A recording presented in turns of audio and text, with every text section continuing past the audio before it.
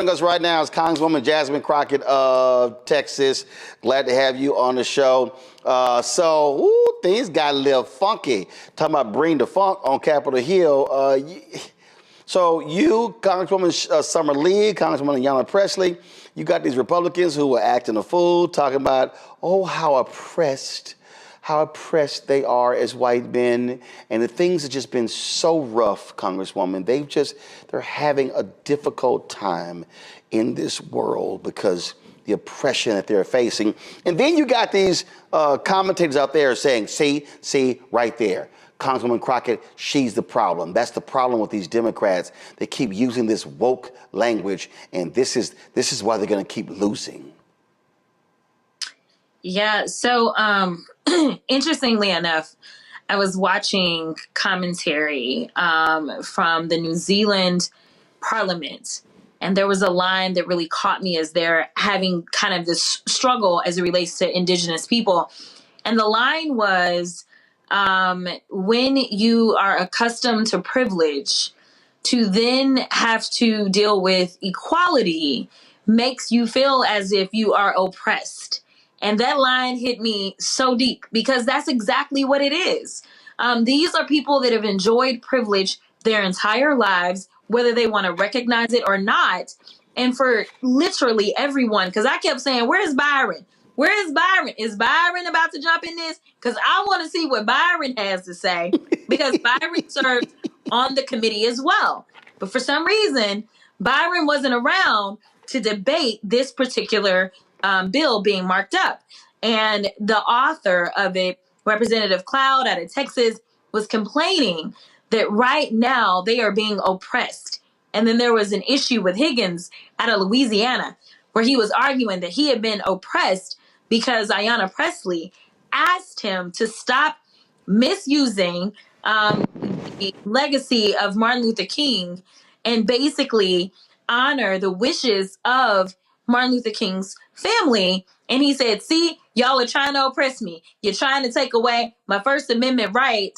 And it was just frustrating because they consistently use this language and they really don't understand what oppression is, or they want to pretend like they don't understand.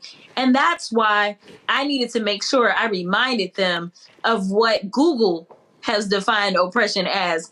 And I'm sure any other reasonable dictionary defines oppression in a similar way. And they are not being oppressed. They are whining little men.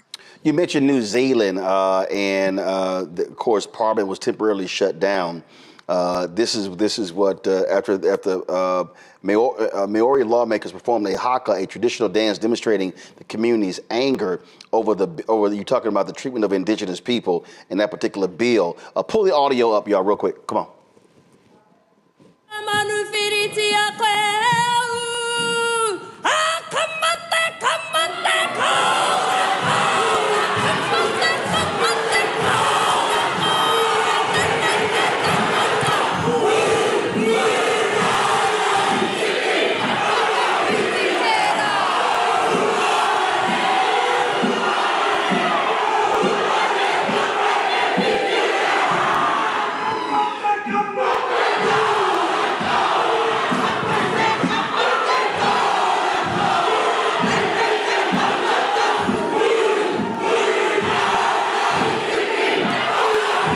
Come on, I wish y'all break out in the haka on the floor of the House.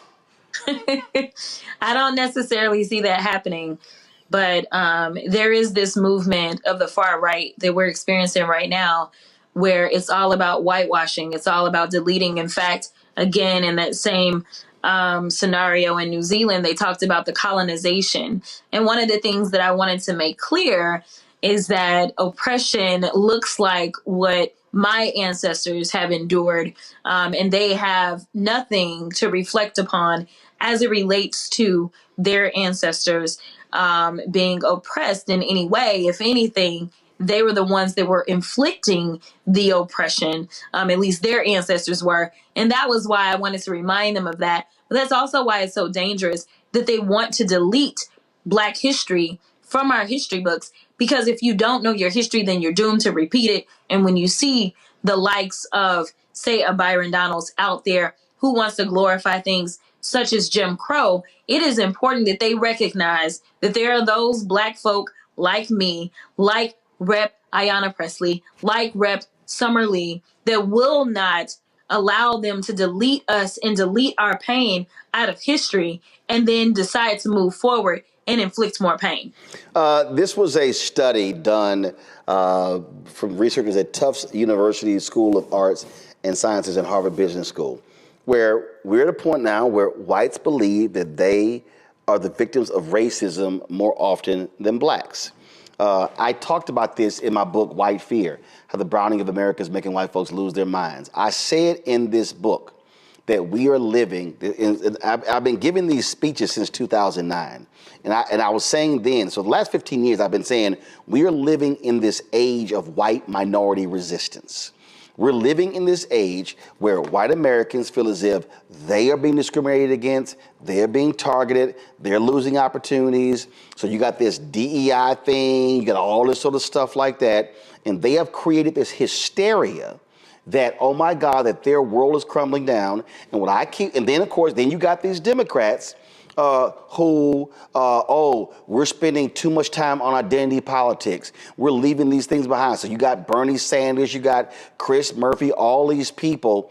And what kills me is they act as if whiteness is not an identity. They act as if that's not real. And I sit here and so they're like, well, we need to get away from these things. And it's like, okay, and run to what? Because the reality is Donald Trump absolutely pressed the buttons of white identity. You look at the targeting of white men and males. Maleness is identity politics. And these white male Democrats, I'm like, I don't know what world they're living in where they can't see this, because for them, anything other than white is identity politics. But anything with them, oh, no, that's just politics. Exactly. No, that's exactly right. And it is important that we continue to make the record clear on who it is that's bringing this up. They continue to try to say it's the Democrats. We're not bringing this stuff up. Like, this was not a Democratic bill. This was a Republican bill that was being marked up.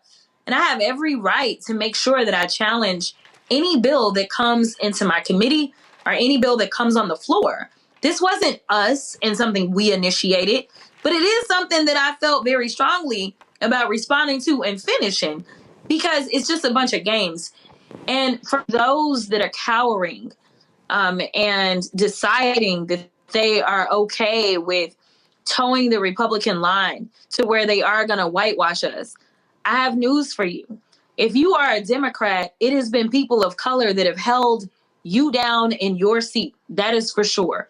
Every single Democratic seat that you look at, 9 times out of 10, there is a person of color demographic that is holding that district down and making sure that it's Democratic. So, when you're out there and you're saying that you're going to represent your constituency, it's not just the people that look like you. It's your entire constituency. And I try to do that every day that I'm in the House. But the reality is that just seeking equity should not be a problem in the land of the free and the land of opportunity.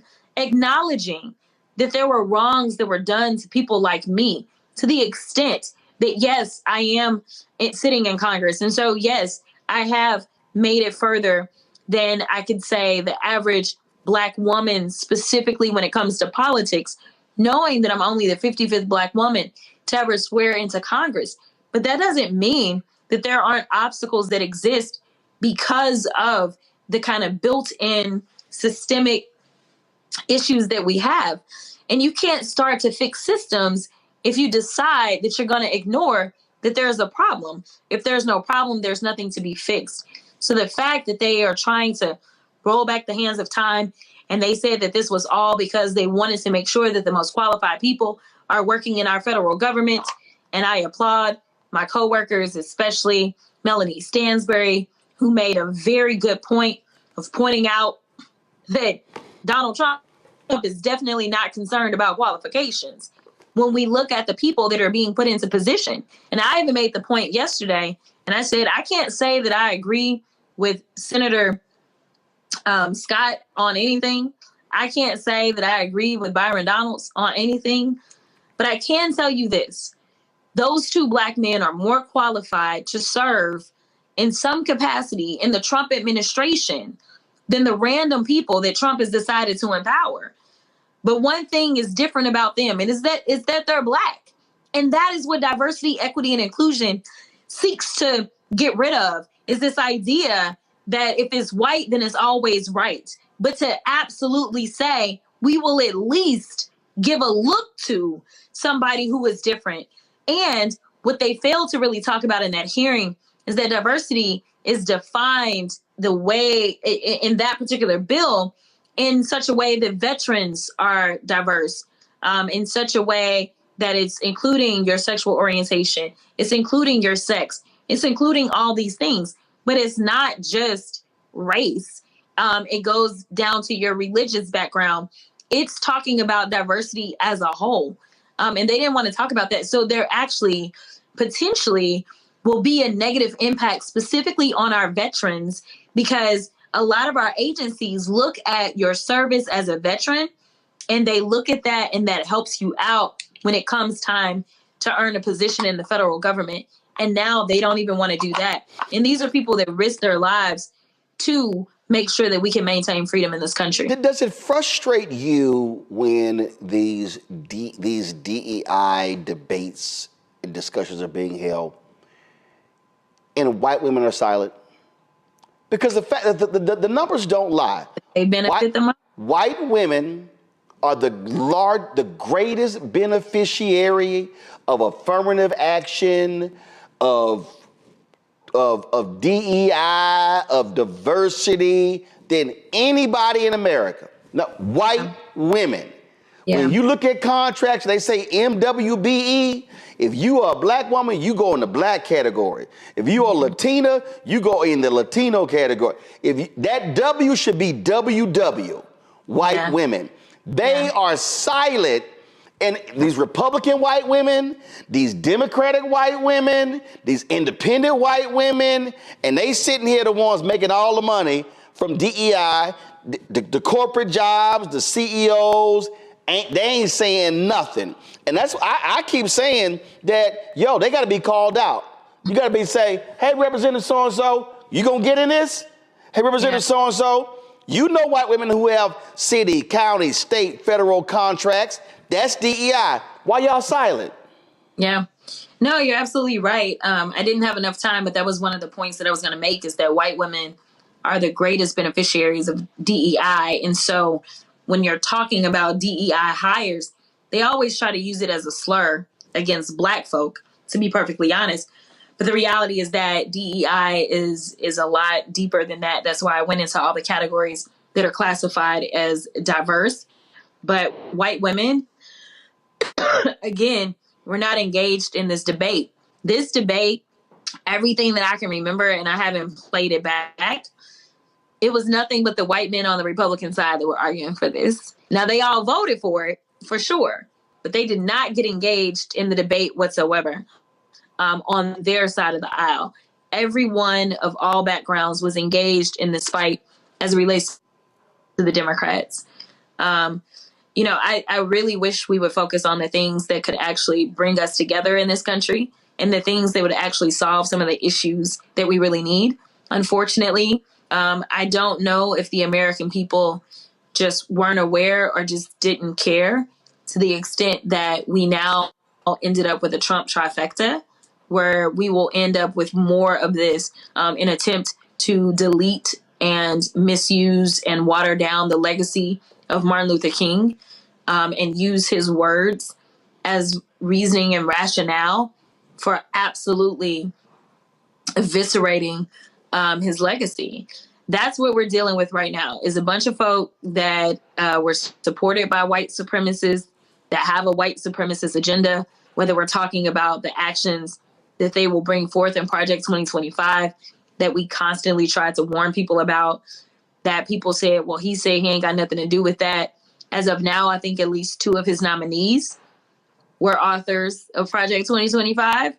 So, I don't know why people ignored us or didn't want to believe us or what the case was, but it's time to buckle up. So I'd love to get your perspective on this here, because this has sort of been getting on my damn nerves. Ever since the election, you've got your fellow Democrats. Everybody's weighing in on why Vice President Kamala Harris lost and so things like that. So this is journalist Matt Iglesias. He goes, because he was asked, somebody said, just once, I would love people who say these things to be specific about what exactly would mean to, quote, abandon identity politics. He goes, one salient example of identity politics that hurt Democrats recently was the decision in 2020 to make Kamala Harris the VP nominee, despite her poor electoral track record and unimpressive performance on the campaign trail, because Biden needed to pick a black woman. Now, I'm gonna show you this second tweet. This is Chris Murphy of Connecticut. He goes, of the 20 highest median income states, Democrats won 18 of them. Of the 20 lowest medium income states, Democrats won 3. Yes, race and gender play a big role in politics, but the hard truth is Democrats clearly aren't listening to the people we say we fight for. So I want to go back to the first one. That is what Matt Iglesias had to say. Here's what I find to be very interesting, Congresswoman, since Matt desires a salient example of identity politics. In 2008, there was a guy who ran for president. His name was Senator Barack Obama. In 2008, there was a guy who ran for president. His name was Senator Joe Biden. This is the same Senator Joe Biden who ran twice previously for president and failed miserably. He had, quote, go back to the tweet, he had a poor electoral track record. He was unimpressed. He had an unimpressive performance on the campaign trail. But in 2008, Obama secured the nomination. And do you know what all the talk was in D.C.? Obama's going to need to pick a white man who could talk to those Rust Belt white people. And so he needs to pick somebody who has serious foreign policy experience. So who does he pick? He picked old Joe, a white man. What's interesting is that Matt Iglesias acts as if Joe Biden was not unimpressive in running for president. Mm-hmm. Sure, he was reelected as a senator, Vice President Kamala Harris, but she was elected as a senator from California. But people actually said Obama needed to pick a white man. He picked a white man. But Matt, it's amazing how Matt and other Democrats act as if his white male identity politics, that didn't exist, that it was identity politics. And then Chris Murphy talks about these states, these low states, they're red states. Democrats, please show. Democrats passed the Affordable Care Act. Who has that helped more? Broke people in red states. Who has benefited more? White men in red states because of health care. When you look at the economic policies, that's helped those people in the red states. So I'm trying to understand, maybe you can help me, whether it's Murphy or Bernie Sanders and others, explain to me how we have to do better to working class people. Show me where the policies aren't helping them. They're not voting because of the policies. They're voting because of culture. Yeah, you're absolutely right. I mean, when you ask people, tell me exactly which economic policy Trump proposed that most impresses you, they can't answer that question. And like I know, that I traveled the entire country. And so this wasn't about this. And I kept telling people, I remember the last church that I visited in Atlanta, Georgia, and I said, this is going to be a vibes election, because if you want policy, she's got it. If you want policy from him, he's got concepts of policies, or he's got Project 2025, but he doesn't have the policies. And the interesting point that you just made is that in those states where they are thriving economically, they are democratically run. So yes, Louisiana is constantly having a problem. Mississippi, Alabama, and Republicans run everything. And they are the ones that are broke. They are the ones that are lacking in healthcare. And honestly, these blue states that people complain about are the ones that are carrying them on their back. So, listen, for everybody that wants to talk about states' rights, I thought that it was an interesting move that the governor in California decided to make, where he said, I'm going to call a special session. We going to keep our coins here because guess what? California got a lot of money. California contributes to take care of these other states that ain't got no people and consistently put people in based upon, oh, you know what?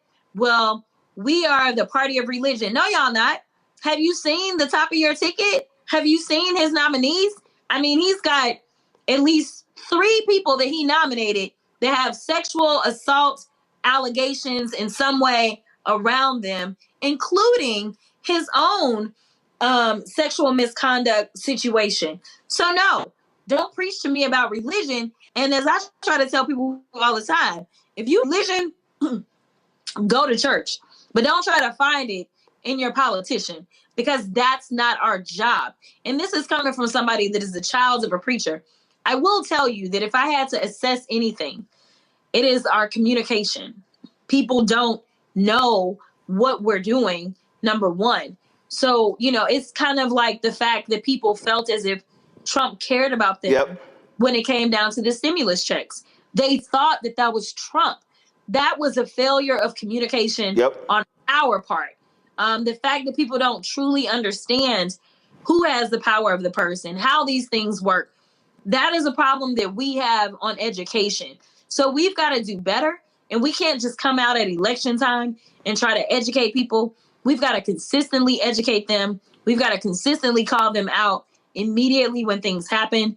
And we also have to say, when it is a culture war, let me redirect you, because they decided that they were going to distract you, and make sure that you're pointing that out.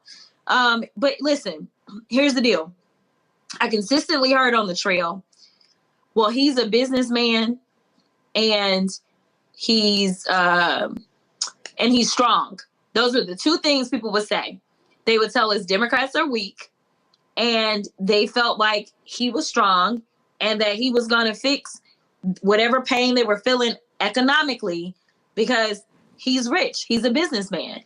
Well, this is a brand that he's been building way before he ever ran for the presidency. And so it is hard to overcome that, because he had a solid brand that people bought into, and they also believe that he's authentic. All the gaffes and nonsense that he was making, they were like, oh, at least we know what we're getting with him. He's real. They felt as if they did not know the vice president, because even though she had been elected and had a great track record, she only had 107 days to brand herself outside of being Joe's vice president. And so people don't understand how difficult it is to kind of overcome some of that.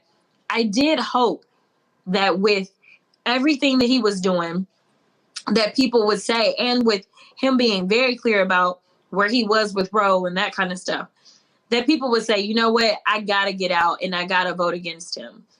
But a lot of people decided to stay at home. And it's unfortunate, because we all are about to feel the effects of that. Absolutely. You ran for the Democratic Policy and Communications Committee, lost to Congresswoman Debbie Dingell. That to me is a part of this. Communication is critically important. You're absolutely right. I said for 3 years all 4 years that the administration was doing a horrible communicating policy. They were passing things, not talking about it. Not only that, amazing work happening when it comes to criminal justice reform in the Department of Justice. I said to Karine Jean-Pierre directly, to the chief of staff of Biden, I said, how do y'all never even bring this stuff up from the White House podium? And so it was just crazy. And I really do hope that the House Democratic Caucus listens to you. And again, I get this is nothing. I got great respect for Congresswoman Debbie Dingell. But here's the reality. I've never been contacted by her office. Never. My whole deal is, if you're trying to communicate, stop only talking to MSNBC. You got to be everywhere. You got to be on cable news. You got to be on digital shows. You got to be on podcasts. You have to be you have to be in a constant messaging mode. And I said to the campaign, I said January to July should be education, information, education stage, enlightenment stage, informative stage, because folk don't know what you did. And you can't wait to the last minute and think a 30-second commercial actually going to do it. Real quick, questions from panel. I need short questions from each panelist. Kelly, you go first. Sure. So we can talk about policy all day, right? And I've seen you on panels. I saw you at CBC. I saw you at Urban League and the like. And I absolutely adore you. Like I watch all your clips and all those things. So this is my favorite Question, Kelly. for a second. I got to get to that question, Kelly. I know. Real quick. As far as even with Roland's shirt, it said, I already did my job, get somebody else to do it. That kind of vein of thinking. As a Black woman in this political space, how are you encouraging yourself to keep going? And what do you recommend for Black women such as myself who, frankly, we're tired? I feel like we did our job. What else you got for us? Get somebody else to do it. How do you encourage that line of thinking as well? Yeah, so, Roland started this off by talking about the fact that I did run for DPCC chair. And this was really to stretch my caucus because the times are different. A lot of my colleagues said, they had committed to Debbie 2 months ago. 2 months ago, as I explained in my speech, because I took all the time to really talk about what I was doing, I was actually traversing the country and trying to do everything that I could to make sure I could save democracy. I had raised over $4 million for this caucus. The raise goal as freshman leadership representative was $500,000, so I raised 8 times as much money as required. I made sure I gave out close to $400,000 or more to frontliners or red to bluers, either directly for myself or I raised for them, and I gave the caucus approximately $200,000 myself. So I was not sleeping. I was working. I was not seeking a position. And I think that we do get into this rut sometimes, specifically within kind of the party structure, where it's like, well, let's just kind of keep doing what we've been doing versus kind of challenging ourselves to kind of think a little differently. I also did not know, going more so to your point, how much I really was willing to do. I needed to take some time after the election and reflect. And the vice president called me about 2 or 3 days after the election. And she did what she always does. As difficult as it was for me to get out of bed, she was the one that reminded me of why I do this work. I don't do this work for me. I do it for the people that I serve. And so while I think that it is important that Black women take our rest, we rejuvenate, and we decide how we want to move forward, I think that at the end of the day, we have been so loyal because we know that the stakes are just too high. We know that we want better for our families, and this is what it looks like. It looks like us doing the heavy lifting. But I definitely believe that we've got to take our rest. But when I look for inspiration, I think about the college girls that were texting me, DMing me, saying how much they look up to me, the itty bitty girls that for whatever reason know my name and show up in the Capitol. And I think it's never been about me. It's been about the future generations and really wanting more for them. But it's important that we get our rest and we decide how we want to move going forward. And I think it is going to be important that we harness our power collectively and make demands and say, if you want us to work for you, these are the things that we're going to need in return, because we will have to have some assurances before we go out and break our backs again. Matt? Yeah, so Congresswoman, you're incredible. It's amazing to see the work you've done. My question for you is, what is the most pressing legislative issue for you at the start of the new Congress? What are you, hitting the ground running on legislatively? If I'm being real with you, I don't anticipate we're going to have too many legislative wins coming out of a Trump trifecta. I mean, we know that this has been the most unproductive Congress in the history of the Congress, and they only had one lever of control. It looks like the majority that the Republicans will have in the upcoming Congress is going to be even slimmer. So we're really going to be on defense. The things that we really need to get done are things such as the Farm Bill, because we're now 2 years behind. But I don't anticipate anything good for us. So at least I know SNAP benefits are safe so long as a Farm Bill has not gone through. But we definitely need to make sure that we're supporting our farmers so that they can hold on to their farms, so that we are not importing all of our food. That is a really big issue for me, considering that we have so many in this country that are already food insecure. Other than that, we're going to have, a few of our yearly must pass things. I am concerned about whether or not the government will shut down, because we know the last time that the government shut down, it was when Trump had the presidency. That will be devastating for us if he does shut us down. So for the most part, it's just a matter of playing defense. Obviously, if we were looking at Democrats being in control, repro would be at the top of the list. Voting rights would be at the top of the list. Criminal justice reform would be at the top of the list.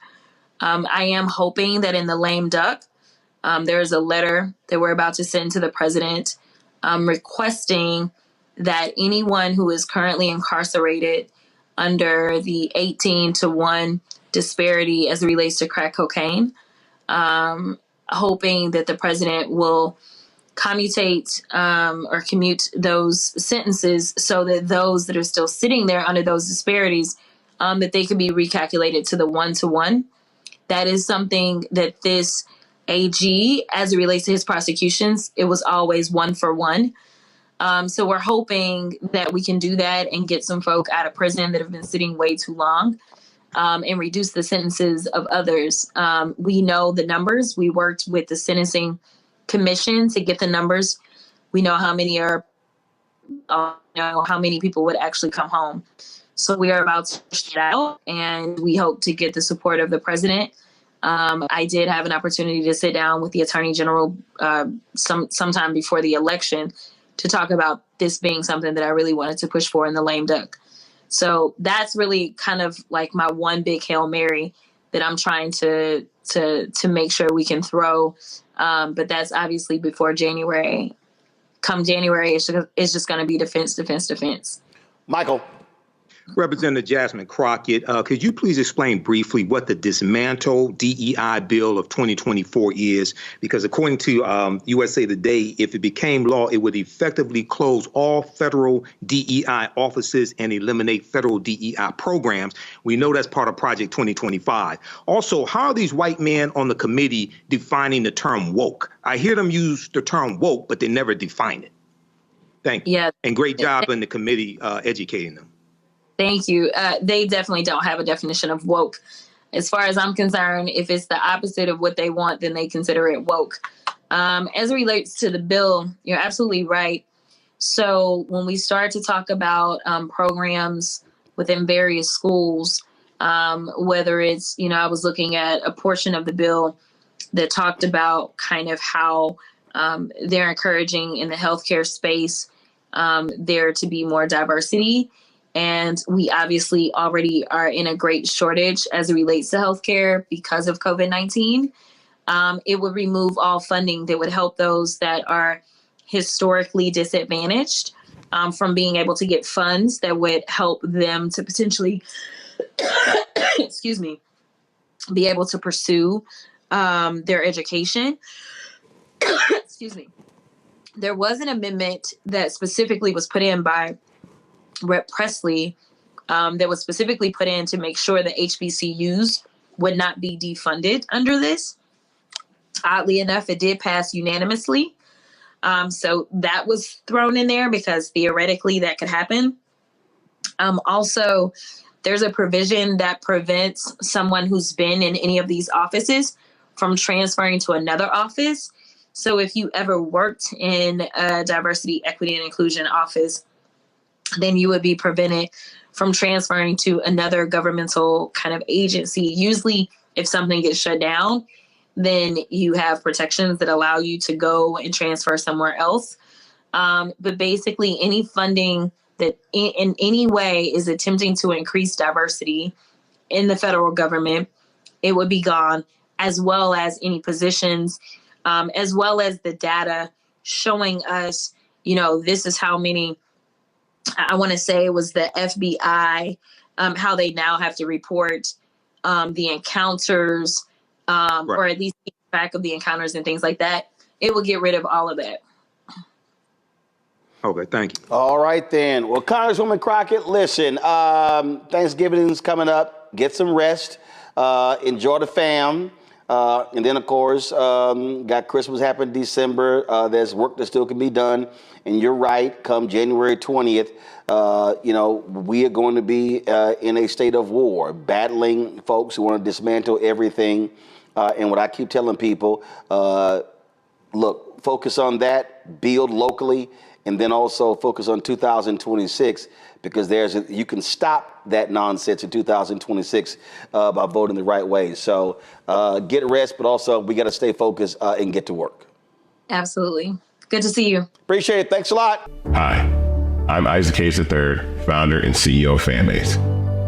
Fanbase is a free to download, free to use, next generation social media platform that allows anyone to have followers and subscribers on the same page. Fanbase was built through investment dollars from equity crowdfunding from the Jobs Act. People just like you helped build Fanbase, and we're looking for more people to help build Fanbase. We are currently raising $17 million in a Regulation A crowdfund on StartEngine. We've already crossed $2.1 million, but we're looking to raise more capital from people just like you that deserve the opportunity to invest in early stage startups without having to be accredited investors. So right now, I'd like you to go to startengine.com/fanbase and invest. The minimum to invest is $399. That gets you 60 shares of stock in Fanbase right now, today.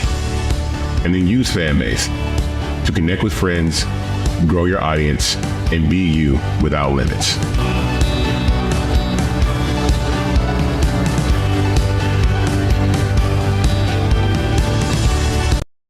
Black women on the House Oversight panel have been given the heat, talking about DEI, Republicans doing their usual nonsense. Well, here's Congresswoman Ayanna Pressley giving her 5 cents in 5 minutes. Of course, Summer Lee and Jasmine Crockett did the same yesterday. We wanted to show you what Pressley had to say. Check this out. This bill, titled the Dismantling DEI Act, is an utter disgrace. Having sat and read the text in preparation for today's markup, I have yet another example to tell my constituents about the unserious work of the Republican Party. Now, I'll work with anyone serious about progress who wants to center the people who call this country home. This isn't it. The Committee on Oversight has the broadest jurisdiction in the entire House of Representatives to investigate any topic it chooses, but we are debating legislation that denies the sky is blue, water is wet, and racism is real. The major provision of the bill says to ban anything that acknowledges racism. And a few pages later in the exact same bill, there are multiple provisions discussing the presence of racism. This Republican approach is as predictable as it is nonsensical. On one hand, they're saying that racism does not exist. On the other hand, they are saying there is rampant reverse racism. Well, how do you reverse something that never existed in the first place? Riddle me that. While this Republican policy may have a new name, it's the same old tired game. Look, y'all are entitled to your opinions, but not a denial of the facts. Do you all know your history? Do you know American history? The original Constitution counted enslaved individuals as 3/5 of a person. During World War II, the federal government forcibly relocated and incarcerated 110,000 Japanese Americans. The FHA practiced redlining in the 1930s and 60s to deny mortgages to Black Americans, which is why we have a racial wealth gap today. I could go on. The GI Bill, which is supposed to be race neutral, denied access to Black Americans, denying them equal access to education and housing benefits, which is why we do not have generational wealth. Don't talk to me about merit when those Black servicemen fought for our freedoms. And I'd also just like to take a personal note of privilege to say, please keep Dr. Martin Luther King Jr.'s name out of your mouths. Yes. Your perversion of his words and his mission when his children have asked you to stop invoking his name and perverting his work when he was a proud and unapologetic black man fighting for equality for black Americans and all marginalized people. So you all are entitled to your opinions, but not a denial of the facts. But I'm not surprised that you would deny American history. What I am, though, is committed. Committed to speaking truth to power, committed to standing up for marginalized communities and vulnerable people, committed to ensuring that everyone has equal opportunity to buy a house, to work a job, to pursue higher education, and to live in a society that is fair and just. A colleague across the aisle invoked the phrase of, we must do everything to stop government-sponsored oppression. Well, I've just enumerated numerous examples, which is exactly why we have legislation and an executive order to reverse this harm. And that is why I'm committed to opposing this bill and urge my colleagues to do the same. Look, what we are seeing here, Joy, and when I talk about these programs, you're already seeing it. But they're the victims. These white men are so oppressed. These white men, we can't get jobs. It is so nonsensical. But here's the other thing. The people who are so pathetic, which is one of the reasons why Vice President Kamala Harris is not president, white women. White women are the greatest beneficiaries of affirmative action and DEI in this country. Yeah. There are white folks walking around today whose mamas and aunts and sisters and cousins who have got grandmamas who've gotten contracts and built businesses off of MWBE. And what people don't understand is if you are a black woman, they don't count you in the women category. You're counted in the black category. If you are Latina, you're not counted in the women category. You counted in the Latino Hispanic category. And so that's just a fact. And so it's amazing to me to listen to these white folks. Then they get mad. They're on social media calling Congresswoman Jasmine Crockett, oh my God, she's so ghetto. She's so ghetto, and how dare she? I saw it was I think Jonah Goldberg or someone else said, "Oh, see, this is the problem right here. This is why Democrats lost. You know, people like this." And maybe it wasn't someone else, but they were complaining about it. And I'm sitting there going, "Oh, so y'all mad that black folk are calling y'all out on your sheer stupidity?" That's literally what's going on.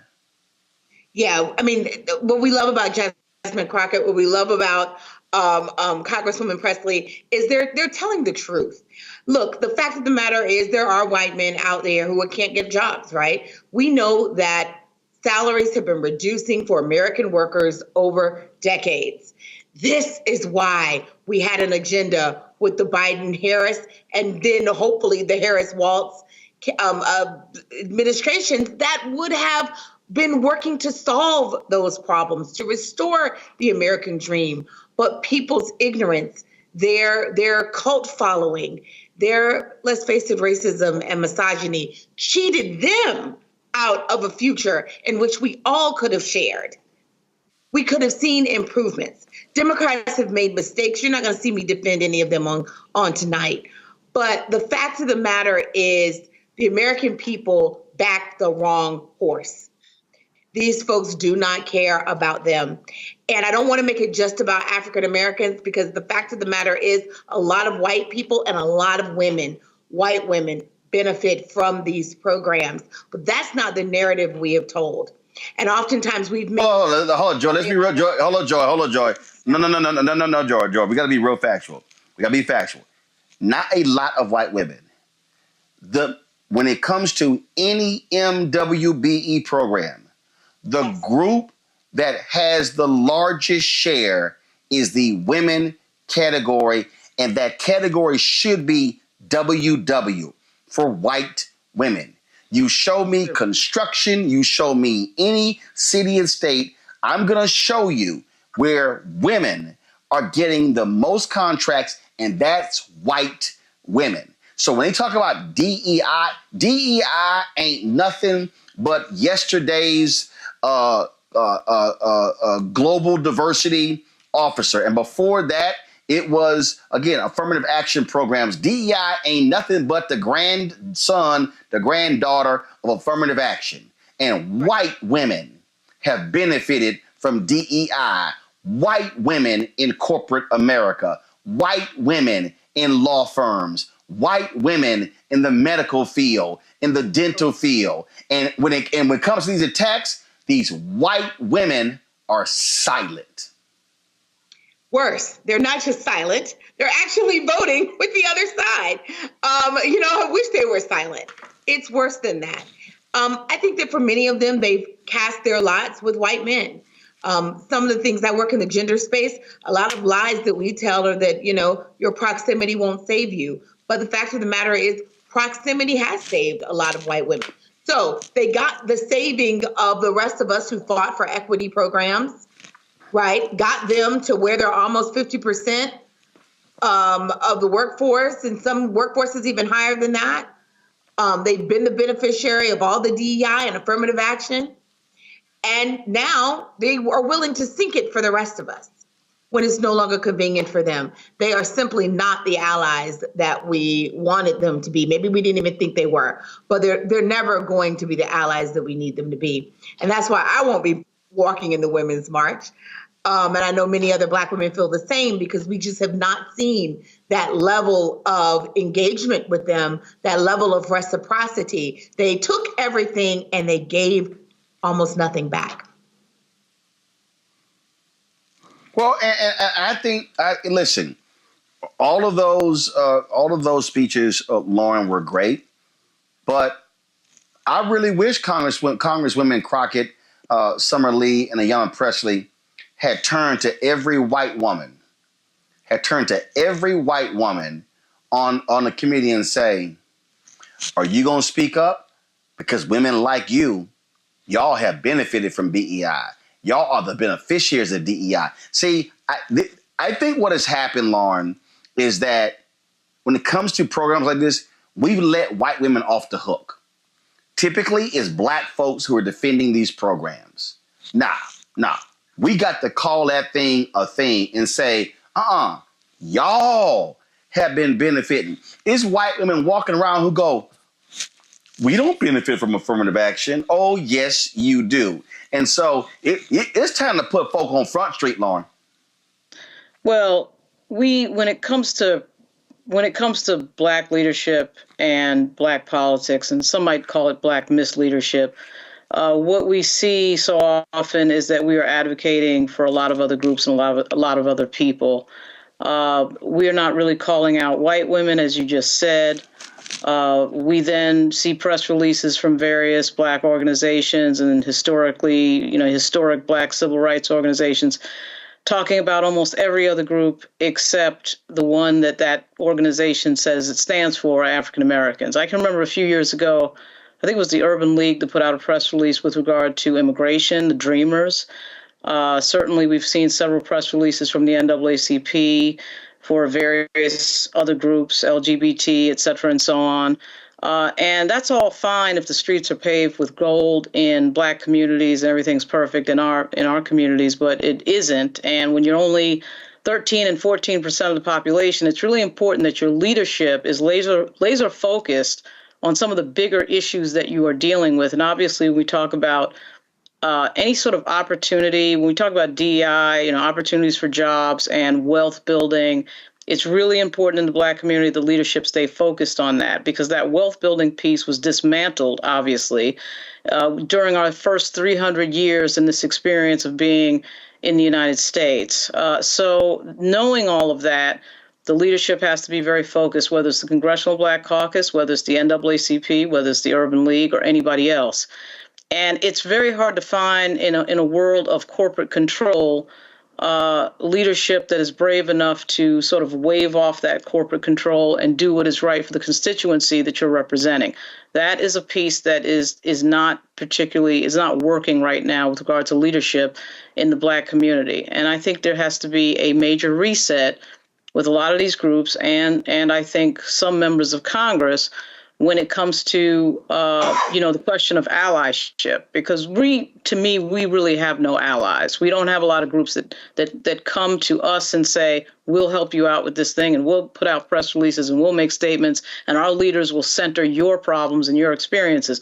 Our groups do that for other groups, but we don't see it the other way around quite often. So that has been a huge problem that needs to be fixed. See, Derek, when I talk about putting folk on Front Street, this is how I look at it. Man, maybe I'm just a little bit too radical on this whole thing. So you're in the Georgia legislature. I would sit here and I would go, how many white women in this body have companies that do businesses with the city, the county, school board, or state? And I would sit here and say, Representative so-and-so, you against DEI? Well, that's interesting because you should get contracts because you're a woman. That's DEI. So-and-so, oh, you got $6 million in contracts from this year, from your business. Oh, you are the beneficiary of DEI dollars. You did DEI. When I was at Texas A&M there, I gave it was a speech communications class and we had to give a presentation. So I picked affirmative action. And this is what I said. I was the only, I think maybe it was one of the Black person in the class. And so I said, how many of you in this class, your mothers own businesses? And hands went up. And I said, how many of your mothers, to your knowledge, have received city, county, state, federal contracts? Hands went up. I said, congratulations. Affirmative action is paying for your college. Man, these white folks, they were aghast. And I said, oh, I'm sorry. Your mamas are benefiting from affirmative action. Your mamas are getting contracts. They had never had somebody tell them this. See, this is just the moment, as far as I'm concerned, where you got to call folk out and say, yes, you are. Maybe we should use the phrase, I just say DEI dollars, bowling for DEI dollars. Oh, you got some DEI dollars?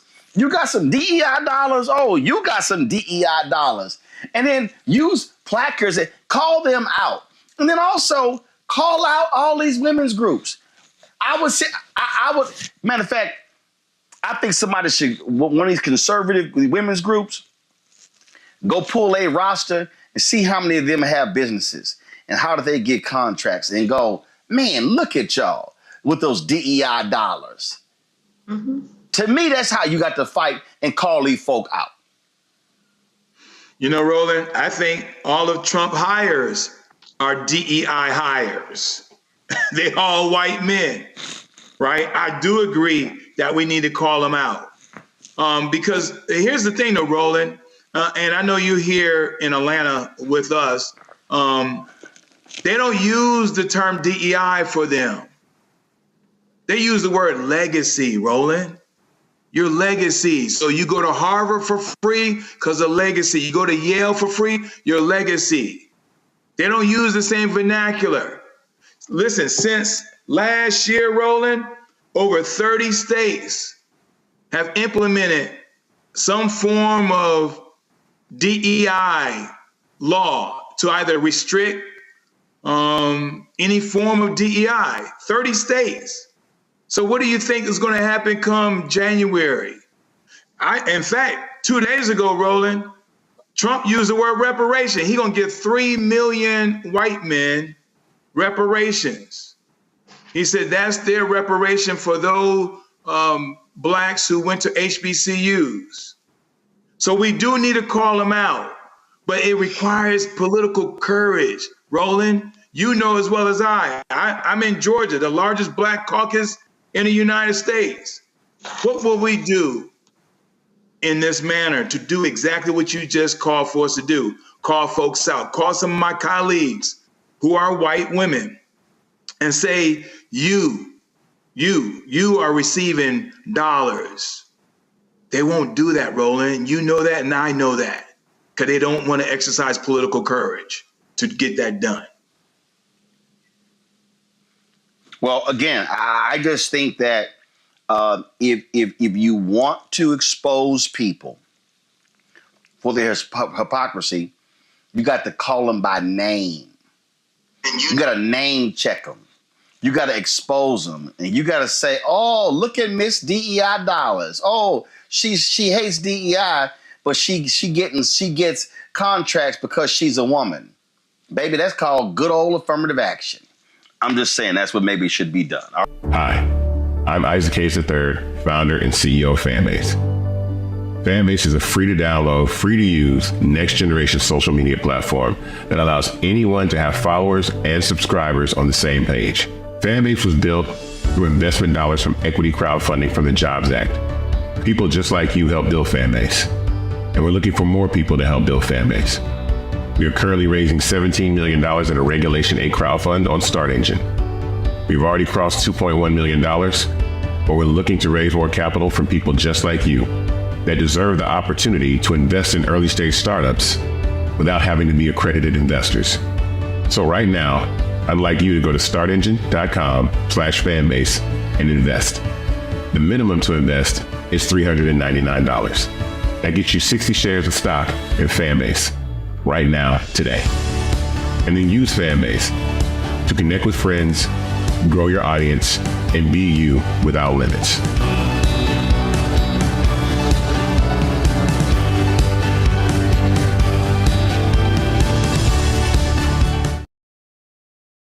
Things got heated on Capitol Hill.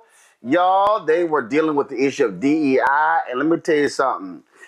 Ooh, two of the black women on this panel were not having any of it. First up, here is Congresswoman Jasmine Crockett of Texas, bringing the funk. So many of you know that I practice law, but some of you don't realize that I actually was a business major out of Rhodes College in Memphis, Tennessee. And the emphasis that I got in my business degree was on finance. And as I traveled the country campaigning this election cycle, one of the things that I talked about was this idea that in finance, we always promote this idea of diversity. If you know anything about a portfolio, the one thing that you want to do is make sure that it's as diverse as possible, because at times certain stocks will perform better than others, and they will exemplify various strengths and weaknesses. And together, a diverse portfolio is usually what any good finance person would promote. They wouldn't promote that you solely invest in vanilla wafers, believing that that is going to be the strongest portfolio, but instead they may want to add some chocolate cake and some Twinkies into the mix to make sure that we have the best portfolio, because there will be different preferences by different people. And again, there will be different strengths. But as I sit here and I think about what we say and what I'm hearing as it relates to diversity when it comes to anything outside of making money. And to be clear, we are losing GDP every time we try to push back on this idea of diversity, because all of us bring something different to the table. But you consistently said over and over the word oppression, and every time that you said it, it was almost as if I was hearing nails on a chalkboard, because it seems like you don't understand the definition of oppression. And I'd ask you to just refer to Google to help you out. Oppression is the prolonged, cruel, or unjust treatment or control. That is the definition of oppression. And so as I sit here as a black woman who practiced civil rights, let me tell you, the reason that my colleagues wanted to make sure you understood the same black history that your side of the aisle wants to delete out of classrooms is because you can then misuse words like oppression. There has been no oppression for the white man in this country. You tell me which white men were dragged out of their homes. You tell me which one of them got dragged all the way across an ocean and told that you are going to go and work. We are going to steal your wives. We are going to rape your wives. That didn't happen. That is oppression. We didn't ask to be here. We not the same migrants that y'all constantly come up against. We didn't run away from home. We were stolen. So yeah, we are going to sit here and be offended when you want to sit here and act like, and don't let it escape you that it is white men on this side of the aisle telling us, people of color on this side of the aisle, that y'all are the ones being oppressed, that y'all are the ones that are being harmed. That's not the definition of oppression. You tell me the prolonged, cruel, or unjust treatment that you've had, and we can have a conversation. You could start with Exodus. The final thing that I will say on this particular issue, two things. There is an article from The Guardian, and it is a little old. It's from 2021, so I apologize. But it said that back then, just 3 years ago, white men represent 30% of the population, but 62% of office holders. These are the issues that we are constantly looking at and recognizing and trying to say, is this just? I can't even tell you how many white men have served in this chamber, but I can tell you that I am only the 55th black woman to be elected to Congress. And so when you want to talk about history and pretend as if it was so long ago, it wasn't. Because again, I am just number 55. Finally, when we start to talk about what do these numbers do as we're trying to say that diversity, equity, and inclusion is the problem, the reality is that when it comes to financial performance, companies with more diverse workforces are more likely to outperform their competitors. Companies in the top quartile for racial diversity are 35% more likely to outperform their peers on profitability. Companies with diverse executive teams are 25% more likely to generate greater profits. Diverse companies earn 2.5 times higher cash flow per employee. Diversity works. And until you can show me data that says otherwise, I think that we need to go back to being a country that listens to experts and gets out of our feelings and recognizes, again, that racism is real in this country. And until we stop pretending that it's not, we will not solve the problems that we are consistently facing. And that will bring real unity that we seek when we're looking for a more perfect union. Ooh, Congresswoman Summer Lee, she said, I want some of that. I'm not in favor of the Dismantle Diversity, Equity, Inclusion Act, or what it maybe would more aptly be called, the dismantling any semblance of support or opportunity for certain American acts. We know who those Americans are. Americans who have not enjoyed centuries of unfair advantages by keeping others enslaved or segregated or disenfranchised or incarcerated or redlined or gerrymandered or excluded by law. Americans who've lived with disabilities or had their relationships criminalized or their gender expression demonized. If we're being honest here, this bill, which will wipe out every diversity, equity, and inclusion program in our federal agencies, plus those who contract with us, plus those who receive grant money, plus our schools, is nothing new. This is just the final piece of a decades-long obsession with targeting and dismantling anything that might give marginalized people a fair shot, including DEI programs, which honestly started the second the Civil Rights Act passed. Policies like affirmative action and diversity, equity, inclusion are the closest things we've had to the mythical bootstraps that some of my colleagues insist historically and currently harmed communities need to pick themselves up by. After centuries of efforts to keep us out of schools and universities, from jobs and elected office, Republicans targeting these policies are no accident. Why do predominantly conservative white men believe that the success of a black person or the opportunity or access of a black person is an existential threat to them? DEI is not given any unfair advantage that society itself does not already confer on certain Americans. It merely exists to ensure that all other people, that women, minoritized folks, queer folks, disabled folks, have the same opportunities to succeed and thrive in our workforce and our schools as people who have not had those opportunities systematically and legally stripped from them do. Is our country not greater when all of us have opportunities to succeed and contribute and survive? Our success and our survival as a nation is bound together. Diversity, equity, and inclusion programs only exist to band-aid over decades, hell, centuries of discrimination against people's skin color, their religion, disabilities, gender, or sexual orientations, you name it. Contrary to Republican conjecture, remedying past discrimination is not, in turn, discrimination. And we're not going to sit here and pretend racism is over just because one black person on the Supreme Court agreed that it should be. What DEI does not do is give some kind of magical pass to better jobs, like some of our colleagues are implying. That middle word, equity, does not mean more than or better than. It means treating people fairly and impartially. It means working to fix generational and systemic discrimination to the betterment of all of us in all of our institutions. But instead, Republicans are trying to bastardize the term DEI to be a slur. When Justice Ketanji Brown Jackson was up for confirmation and when Vice President Harris was added to the ticket, they called them DEI hires. They want you to believe that a Harvard graduate with over 20 years of experience, who happens to be a black woman, is not qualified, but a Fox News personality is qualified to run the Department of Defense, and the WWE executive is qualified to run the Department of Education. Let's be real. There is an attempt to create a direct correlation between our race, being a black person, and our qualifications. So much as to say that there is no way to be a black woman. There is no resume that a black person could have that would qualify them unless that black person is a Republican, and there is a quota there. And while all of this has happened at the top level of our government, I can promise you these same things are happening on every single level of government and private sector. But those people don't have a national platform to speak out against discriminatory treatment. Where is a federal worker supposed to turn when another coworker says a racist comment to them in the break room? Where is the same-sex couple who is denied housing supposed to, because of their relationship, supposed to turn? Where is a pregnant woman who was fired for being pregnant supposed to go? Often the only place that they have to give them recourse are the diversity, equity, and inclusion programs.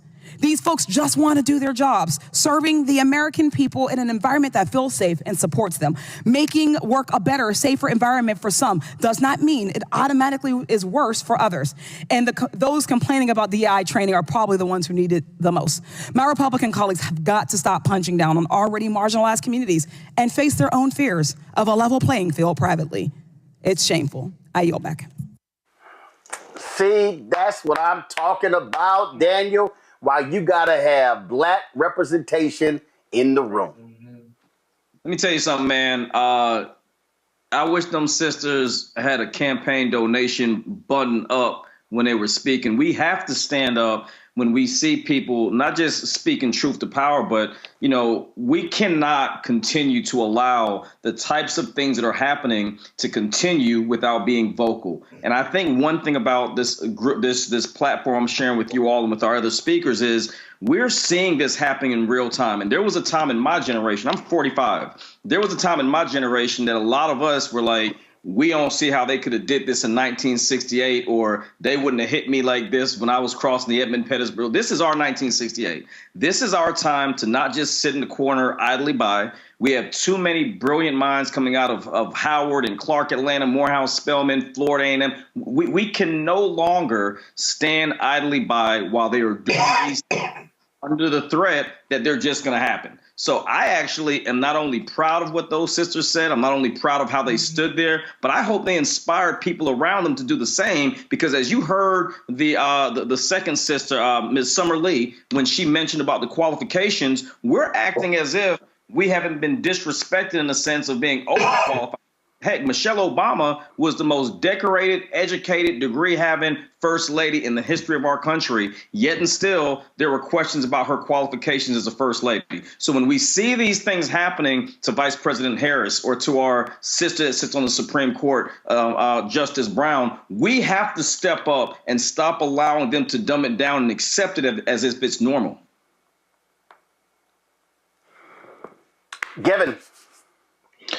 Yeah, look, Roland, I mean, the past few weeks have been really hard for a lot of Democrats, including myself. But, you know, hearing these clips, I feel a lot of hope about the future of our party because of young leaders like Congresswoman Lee and Congresswoman Crockett. And if I could speak just about Jasmine Crockett for a minute, no one says it quite like she does. I think she's one of the most effective communicators and messengers that we have in the entire Democratic Party. I'm really excited that a lot of people got to know her and got to see her and hear her during this campaign cycle at the DNC, where I was on the speechwriting team, as you know, Roland, and on this very show. I remember, Roland, on the first day of early voting in Texas, you did an interview with her, And so platforms like these, so important, right, for making sure the American people, including those in our community, know about those leaders who are in these spaces and in these rooms, speaking up about the issues that matter most to our community. I think it's also important to underscore that, Congresswoman Lee, Crockett, and, all those who are in our Congressional Black Caucus,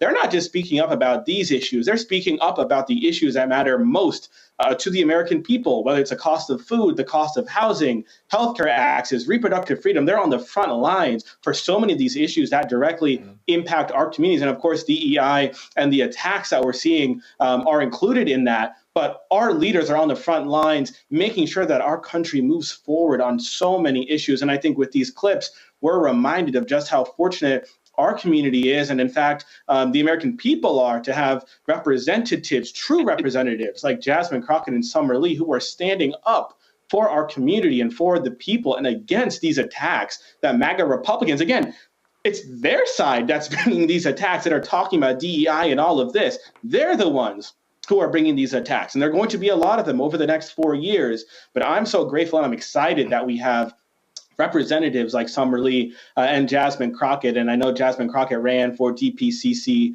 chair earlier this week. That's the Democratic Policy and Communications Committee. She didn't win, but I'm really excited to see how she and Congresswoman Lee continue to lead and to rise within this party. Scott, there are a lot of people, obviously, who are frustrated, they're sad, they are angry, people talking about giving up, all sorts of stuff like that. And I've had people tell me, I don't understand how you just moved on. I said, well, first of all, I didn't just move on. I said, I know what happened. I said, but what I also realize is there is a tomorrow. And you're looking at two individuals. Republicans right now control the House. They're going to control the Senate. They're going to control the White House after January 20th. And I just got to remind people that there were days when Oscar DePriest, when Ralph Metcalf, when John Conyers, that's right, when you had black folks who were in Congress, and they had Adam Clayton Powell, and they were dealing with just straight up hardcore violent racist, and they went to work every day. Right. They went to work every day in the face of Jim Crow segregation. And I think what this generation has to understand is it's now your time. Right. Mm-hmm. And you can either give up, be despondent, be sad, go into a state of depression, or you can fight. And for me, I'm not going to do that bullshit Joe and Mika did.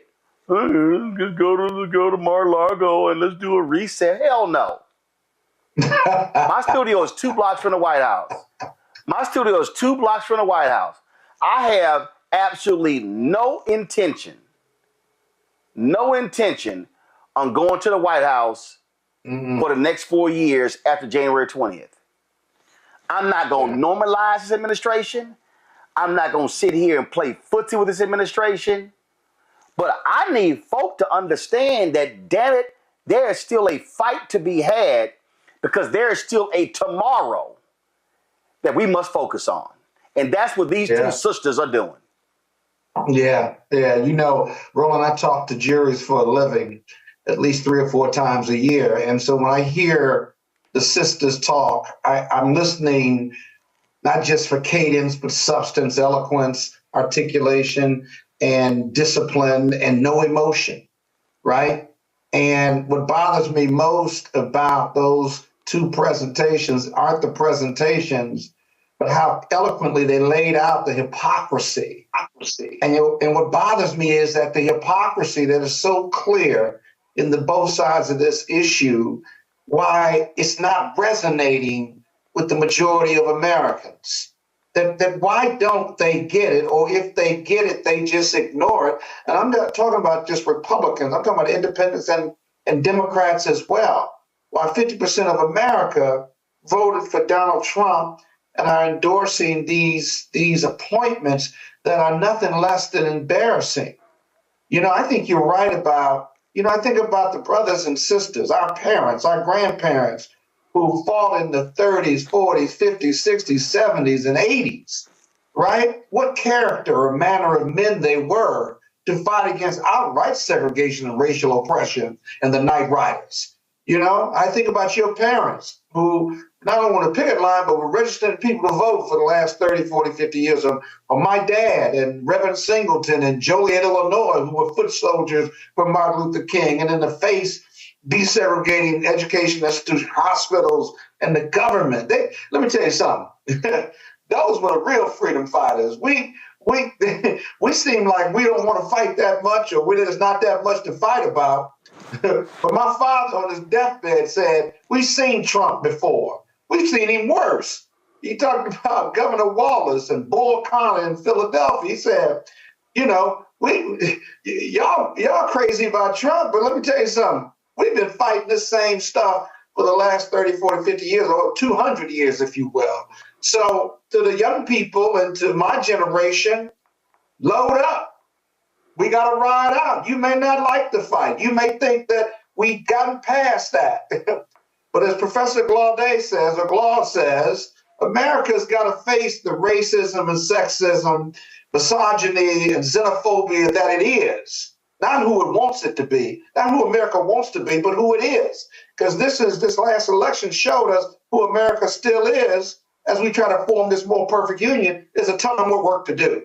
And we can't do it by ourselves. So you're right. You can be depressed for a day or two, but in the end, you got to get up and get back in the fight, because the fight is real. It's not going away, and it's not going to change. We're not going to win unless it's up to us, unless we do it. And so we all have that responsibility. Hi, I'm Isaac Hayes III, founder and CEO of Fanbase. Fanbase is a free to download, free to use, next generation social media platform that allows anyone to have followers and subscribers on the same page.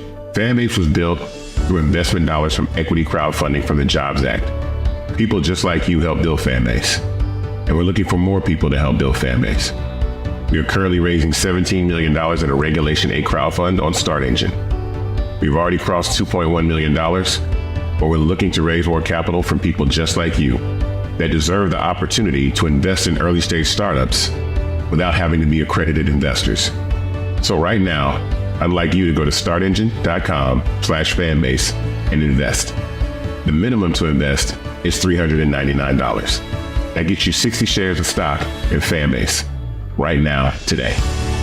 And then use Fanbase to connect with friends, grow your audience, and be you without limits.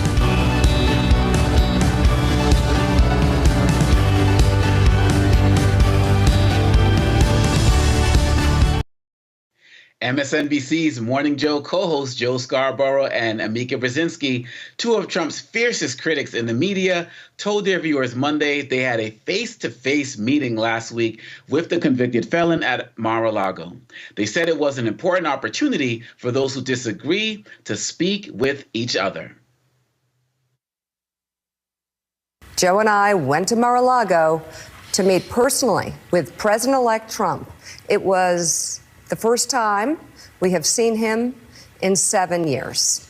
Now, we talked about a lot of issues, including abortion, mass deportation, threats of political retribution against political opponents, and media outlets. We talked about that a good bit.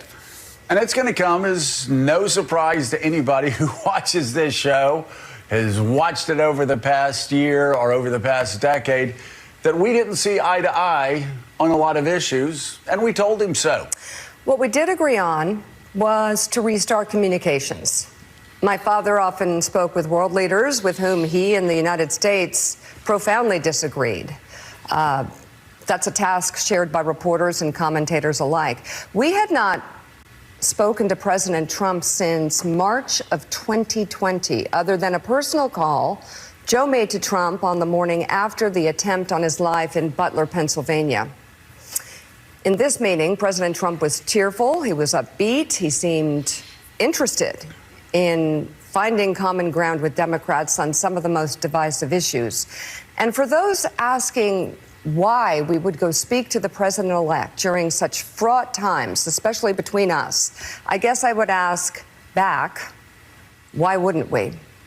5 years of political warfare has deeply divided Washington and the country. We have been as clear as we know how in expressing our deep concerns about President Trump's actions and words in the coarsening of public debate. But for nearly 80 million Americans, election denialism, public trials, and January 6th were not as important as the issues that moved them to send Donald Trump back to the White House with their vote.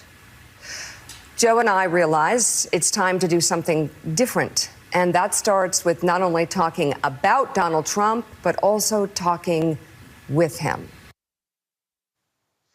Viewers voiced their disgust on social media, saying the host only met with Trump to avoid being targeted for disagreeing with him.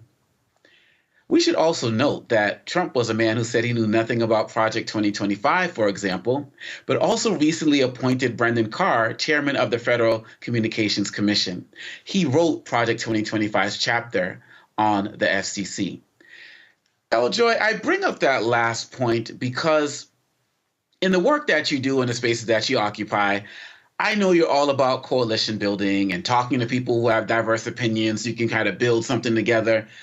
But there's a difference between talking with somebody of a different political perspective versus somebody who is an outright liar and platforming him. You know, in the book on tyranny by Tim Snyder, he talks about one of the challenges when a dictator comes into power is that the media acquiesces in advance, that people acquiesce in advance because they're afraid of basically the smoke. Am I off on this as somebody who's out there in those streets, as somebody who works to build coalition and talk to people of different opinions? Am I missing something here? No, I found out about this when the team sent it to me that we were going to discuss it today, because I've long since stopped watching cable news because of, one, the 24-hour act as if we can't talk about any other story but these three things that happens on cable news, but also these types of things. And what it read like to me, what just watching what played before me, it seems like this PR campaign that's being instituted. Don't believe anything that you've heard, even if you heard it from directly my mouth. I'm going to be a kinder, gentler, Trump in this administration. And it seems that that is the talking point that a lot of people are running with and are attempting to get in good favor so that they are not shut out. When the bottom line is that people are trying to maintain the eyeballs and therefore maintain their dollars and cents, and making sure that they are not completely shut out from engaging in this administration that would boost their numbers back up since it has been dwindling. So I am not falling for the banana in the tailpipe. I am not falling for the kinder, gentler. I am going to believe a person who stood on stages, who stands before us on a regular basis, whether that's through his social, through his words, through his actions, and tells you exactly who he is. And so he can say all the live long day that he's not familiar with Project 2025, probably because he doesn't read. However, what is clear is that those who came up with it are familiar with him, and they are familiar enough to seek power and be in charge of institutions that they are deliberately wanting to be appointed to in order to destroy. So I would say to folks, and, I've said to my membership and I say to others, believe people when they tell you who they are. And out of his own mouth, he has repeatedly told us that. And certainly other people who have clear agendas of dismantling a number of our democratic institutions, they know who he is and know how they can move their agendas forward. And that's what we need to pay attention to, not the PR stunt and the PR campaign, and for other people who are concerned about their own pockets and not the American people. Yes. And Julian, one of the things I find interesting is that they talk about, and look, in my work, in the work that I do in my DEI spaces, my whole thing is about finding common ground, but it's about people who want to actually find the common ground. When I see these conversations about we need to learn how to talk to each other and so on and so forth, these guys have no interest in talking to us. It's always a matter of us having to go to them. And so when I look at this looks at a situation like it could be the exact same thing. It's like Trump won, everybody come to me now, even though I don't really give a damn about y'all anyway. How do you see this? First of all, I remember when Mr. Trump said some really ugly things about Mika. She was bleeding from wherever and, just really distasteful things. I don't see how she, with a straight face, could have, and pulling her daddy in there was like lowball. But I don't see how, with a straight face, after someone has denigrated her that way, to go and talk with him, and her husband also going to talk to him. But you know what, what Joy said was correct.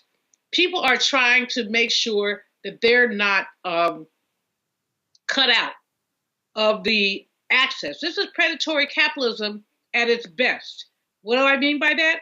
These people want to make sure they're on MSNBC. They don't want to they want to keep their sponsors. They want to keep their access. They're Washington insiders. They still want to be Washington insiders. Don't be surprised if you don't see them turning up at the White House for some party or some event or something like that, because that's what's going to happen.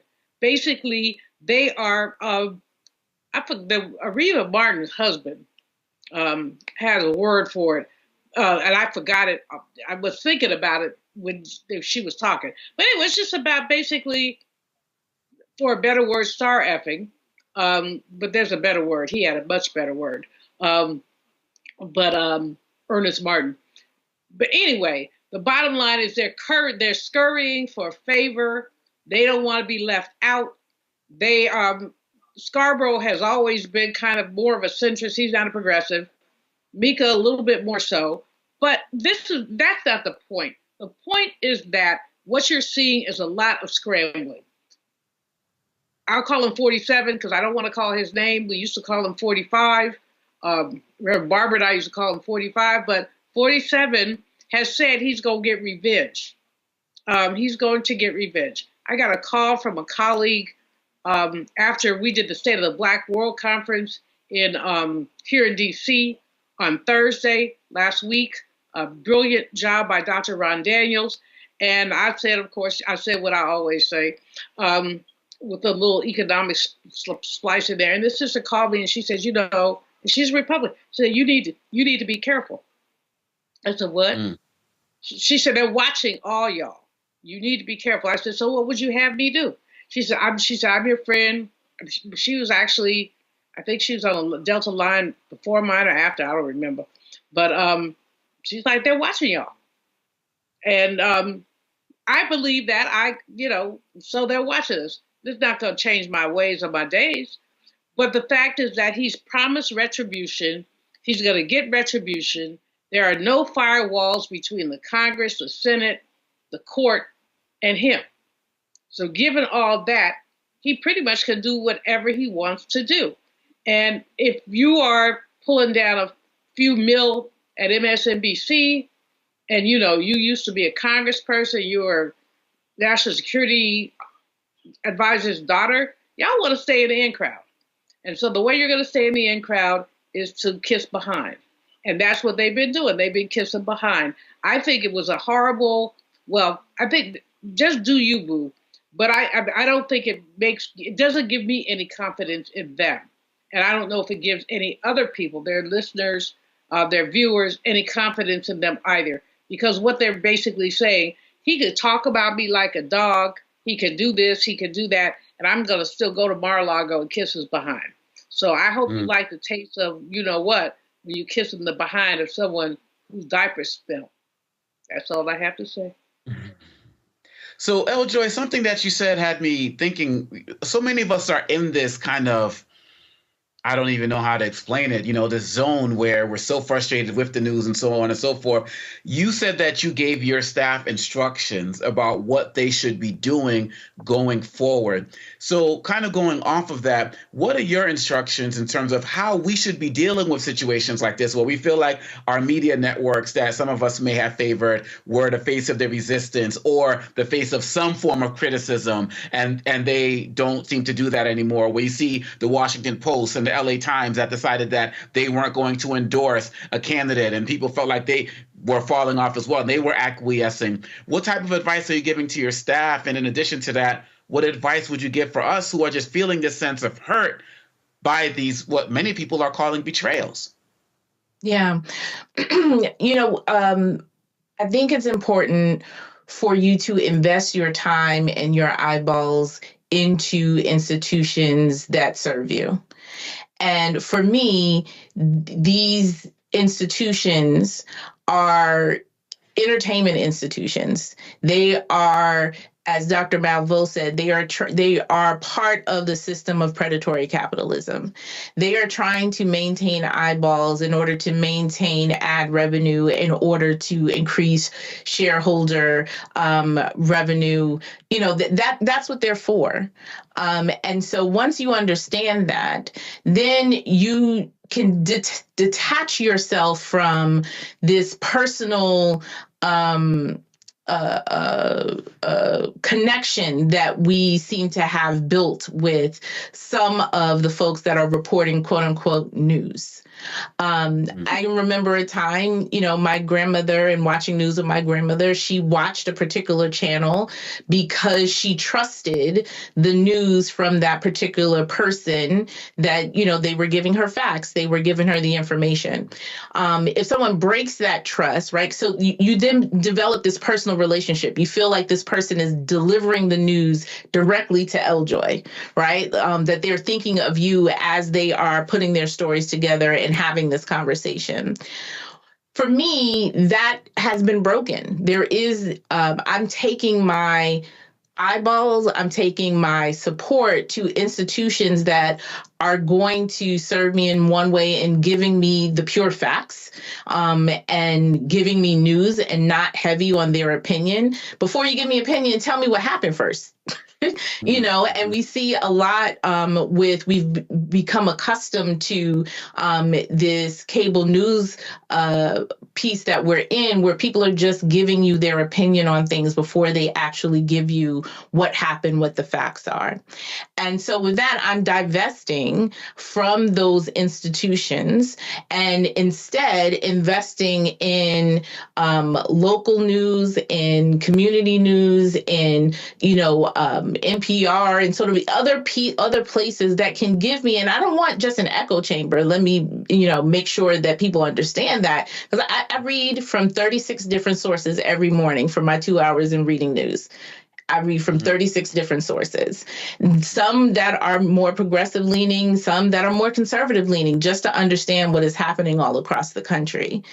And I think we don't have to settle for what is being presented. We can make moves by moving our eyeballs and turning the clicker away from these institutions that are really about, the bottom line, and not necessarily about giving us the facts and giving us information so that we can make decisions to support or not support, to protest, to challenge, and to engage in our own governance, I would say. Well, we're talking about shifting those eyeballs, as Reverend Carr says in our commercials. People need to bring their eyeballs home. And it's going to be sad to see so many of these other networks and individuals just acquiesce in advance. But you all know here on the Black Star Network, we're going to keep it real. And so we hope that those eyeballs continue to grow with us as well. As Roland Martin said last week, she started with like 1,500 subscribers or something and reached 1.5 million last week. And we're approaching 2 million. So that's our goal right now. So we hope that many people will follow Joy's advice and bring those eyeballs right over here to the Black Star Network as well. And we're going to be keeping an eye on what's happening at SNBC as well. It's great and important advice for any. Well, I would also advise people to look at international news, to look at The Guardian, to go to allafrica.com. I mean, one of the biggest challenges I find is that we have this tunnel vision about the United States, like we're the only place in the world. If we start looking at Africa news, I mean, South American news, I think it's really important there. I find, I mean, I am a CNN junkie, I'll admit it. But lately, I start to turn that mess off after 30 minutes in the morning. I do my prayer call, then I pray for the fools. And what has happened in my observation with CNN is that too many of the anchors have too many opinions. In other words, this woman was on last week and somebody brought up the issue, the stupid Republican commercials about trans people. And she said, well, I have 2 little girls and I'm just worried that some boy on a football field. And I'm like, give me a bloody break. That did not belong in the conversation. So we have to not only be discerning, but get out of the United States. Listen, watch BBC, something else, because when other people look at us, they see how flawed we are. We have had this myth of American exceptionalism, and it was a myth, but it held for any number of reasons. But this Trump nonsense makes it clear that there's nothing exceptional about this country. That when they say make America great again, when was it great? When was it great for Black people? When was it great for poor people? People have to be discerning about, I used to say years ago, there's a reason I don't like white people's sitcoms. Because when I open my door and let those fools in my house, if you look at some of this, no, they couldn't come in my house. So why would I watch them on television? And that's beginning to be the way I feel about some of this news. I mean, I watch Simone. I love her, love her, love her. I'll watch Abby sometimes. But basically, this is corporate media on steroids. Absolutely. And I think that at the end of the day, it just really comes down to what both of you all are saying. We have to figure out a way to get people to enhance critical thinking. And part of critical thinking is diversifying sources. And this is a great opportunity, as some of us are getting so disappointed with these networks and hosts that we respect on many levels, to start to do that right now. This is a great time to do that. So both of y'all gave us powerful advice. The Guardian said that, this is their plan to stand up to Trump over these next 4 years. Are some of these journalist outlets going to do that here? We'll wait to see, because we know what we're going to do right here. Hi, I'm Isaac Hayes III, founder and CEO of Fanbase. Fanbase is a free to download, free to use, next generation social media platform that allows anyone to have followers and subscribers on the same page. Fanbase was built through investment dollars from equity crowdfunding from the Jobs Act. People just like you help build Fanbase, and we're looking for more people to help build Fanbase. We are currently raising $17 million in a Regulation A crowdfund on StartEngine. We've already crossed $2.1 million, but we're looking to raise more capital from people just like you that deserve the opportunity to invest in early stage startups without having to be accredited investors. So right now, I'd like you to go to startengine.com/fanbase and invest. The minimum to invest is $399. That gets you 60 shares of stock in Fanbase right now, today.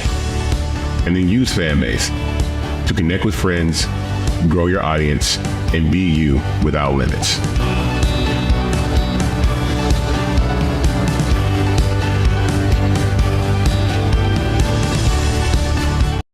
Hashtag, we tried to tell you. Donald Trump kept lying that, nothing get brought to 2025. He knew nothing about it, didn't want to read it, had no impact on his campaign, yet it's amazing how he keeps hiring people who are all tied to Project 2025. We're seeing this in this cabinet picks. We're seeing this in their policies. And the reality is they are going to implement that 900 plus page leadership guide. We were clear. Journalist and author Ahmed Baba, who wrote what Trump's cabinet and staff picks tell us about his second term priorities, joins us now from Brooklyn. Glad to have you here on the show, Ahmed. Look, it's real clear. They were lying the entire time. And these idiots in the media fell for it. Oh, you know, well, Trump said that wasn't the case. And we're like, Trump lies about lies. So we all knew he was lying. And so he names Brendan Carr to be chair of the Federal Communications Commission. Who is Brendan Carr? Oh, he only wrote the section of Project 2025 dealing with the FCC. Okay, we can go down the line. All of these people who he's picking all have tied. His press secretary. Oh no, nothing to Project 2025. She's in their videos, and so it was all a lie, and we knew it. And guess what? A bunch of folks in this country fell for the okie doke, and they effed around, and they're about to find out. Yeah, they're about to get a really extremist agenda. I mean, we've been calling this out for months. I've been on this for over a year now. And essentially, as we could see the whole time, Project 2025 directly aligned with Donald Trump's agenda. We saw this from the beginning. CBS did an analysis that found 270 proposals directly match Agenda 47. We saw many of his former appointees and administration officials crafted it. Brendan Carr, now literal direct author of the FCC chapter. And he actually got in a Twitter beef with me after I called out his ties. He responded by saying, "I'm so sorry this happened to you." So as we can see, internet trolls. I'm sorry, you're breaking it right there. He said what to you? He slid in my replies at 2 a.m. and said, "I'm sorry that happened to you," in response to me calling out his Project 25 ties. It didn't really make any sense. So essentially, we have essentially affirmative action for grifters in Trump's cabinet here. We have internet trolls who are sitting here in my replies and other people's replies, this incoming FCC chair, who has promised and indicated that he would target the broadcast licenses of networks that Trump disagrees with. He spoke about NBC. Today, he was on Fox News talking about CBS. So we have not just Brendan Carr, but we have Matt Gaetz, who would implement retribution. Project 2025 calls for, this is something for your black audience, for us black folks to care about, turning the Civil Rights Division on its head to target and essentially take universities or people who are trying to boost diversity, accuse them of discrimination, right? So there's all of these avenues that these cabinets indicate Project 2025 plan will be implemented successfully. And not only that, as we personnel policy, that's how the saying goes. Donald Trump has successfully won, unfortunately, and I think Americans are about to be really shocked by the extremist agenda that he implements. I think a lot of people, if they really did vote for inflation, they're not going to get price cuts here. They're going to get a really extremist agenda, mass deportations, Project 2025 agenda that we all said was his. Obviously, it's not directly his, but Agenda 47 echoed the bulk of it. And we're about to get this full force rolling. Well, first and foremost, I laugh at these fools in the case. And Brendan Carr knows better when he's talking about, we're going to go after CBS, let's say go after NBC because they had Vice President Kamala Harris on Saturday Night Live. First of all, go to my iPad. These are the CBS owned and operated stations. For all of y'all out there who don't understand how the FCC works, the FCC only has jurisdiction over stations with broadcast licenses. Let me be clear. CBS has affiliates. These are the only owned and operated stations of CBS. That's it, y'all. The rest of the stations that are CBS affiliates, those are locally owned or they have independent owners. So the only licenses they can go after are these stations. And you got to have a little bit more than, oh, Vice President Kamala Harris went on Saturday Night Live. So here's the other thing, and I meant to tweet this to Brendan, and I'm going to tweet it to him. I'm very interested. So Brendan Carr is saying that SNL did not give equal time to Donald Trump because they brought on Vice President Kamala Harris.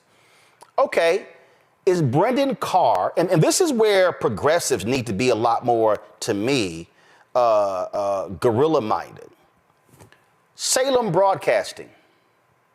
Those are radio stations with licenses. How many times did Donald Trump appear on the radio shows of Hugh Hewitt and others?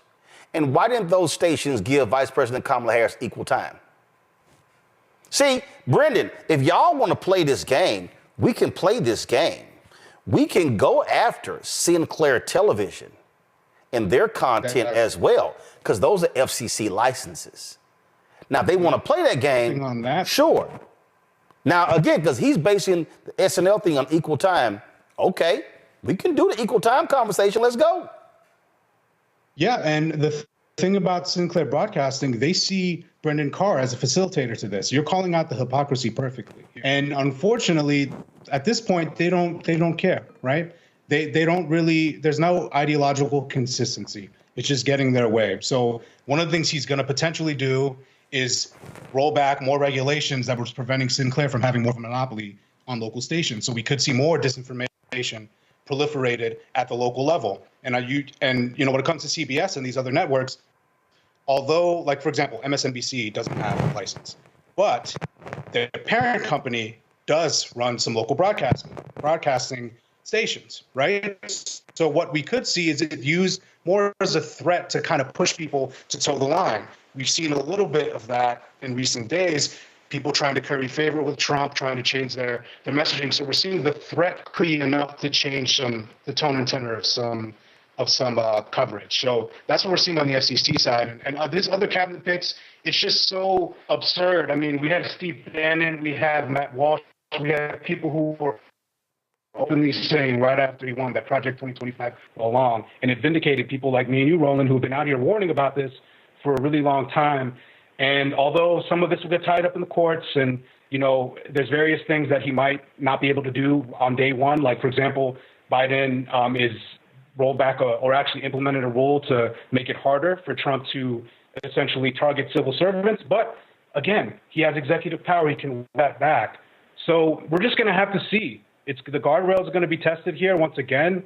I mean, the courts are filled with conservative justices, so it really depends on what court where these various things are going to be presented to, and ultimately whether Chief Justice Roberts is really going to let this tilt into full-blown authoritarianism. But we're not there yet. It's just going to be one of these things that happens a day at a time, and we just have to stay vigilant and call out these plans and people like Brendan Carr and Matt Gaetz who are appointed.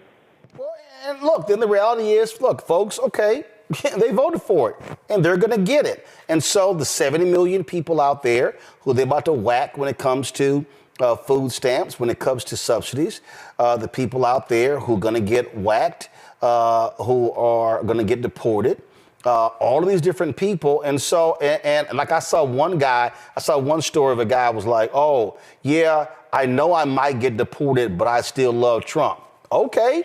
Love his ass back at home.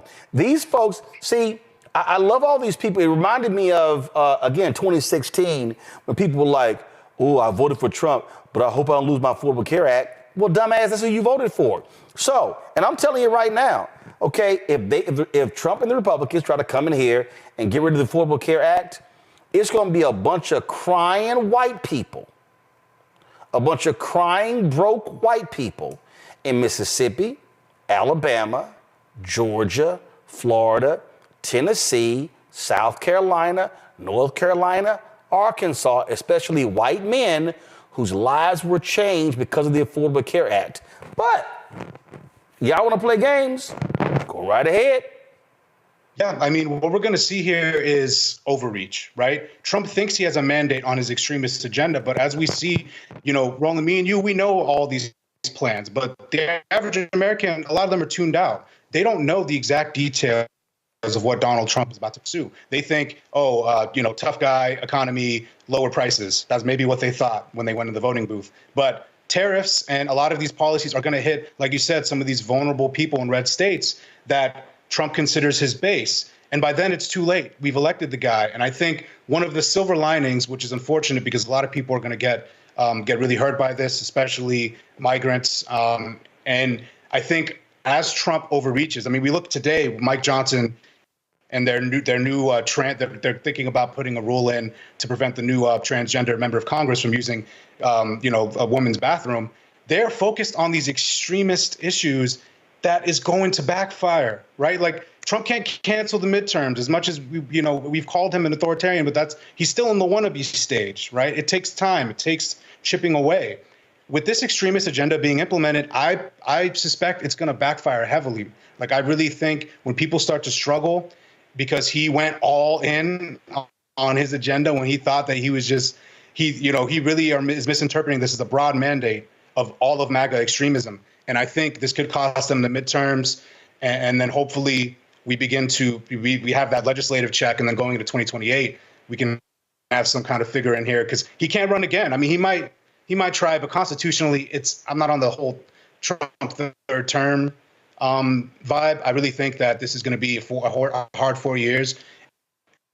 And if everybody locks in, we all are staying committed to spreading people, I think we can really pull back from the brink.